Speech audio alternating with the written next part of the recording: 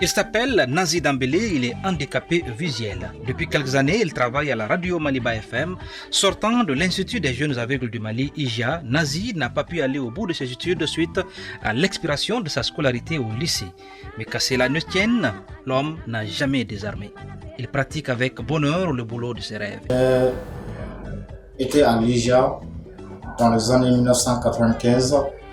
J'ai fait mes premiers cycles là-bas et puis second cycle.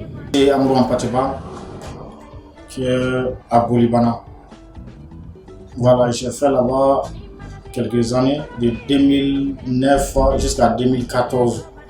Depuis 2015 jusqu'à nos jours, je suis là quand même à la radio Maliba FM.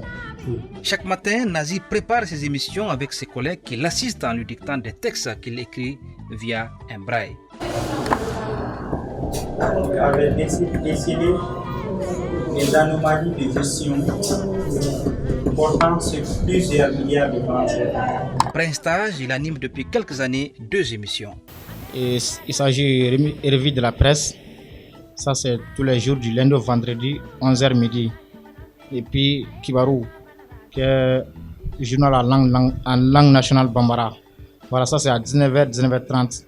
Célibataire sans enfant et âgé d'une vingtaine d'années, l'homme est apprécié par ses collègues. Je peux dire que Nazi, c'est un jeune journaliste qui est très courageux.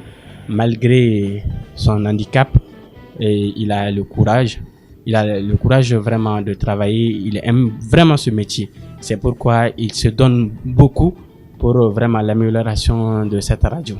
Même s'il voulait être footballeur au départ, ce passionné de la radio avoue qu'il n'est pas venu dans ce métier par hasard. Dans mon enfance, j'ai décidé d'être footballeur ou bien un homme de médias.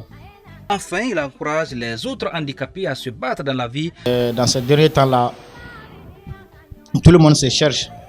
La vie même est très chaude. Dans ce cas, on ne peut pas être toujours dépendant de quelqu'un. Des exemples comme celui de Nazi, il en existe peu dans ce pays.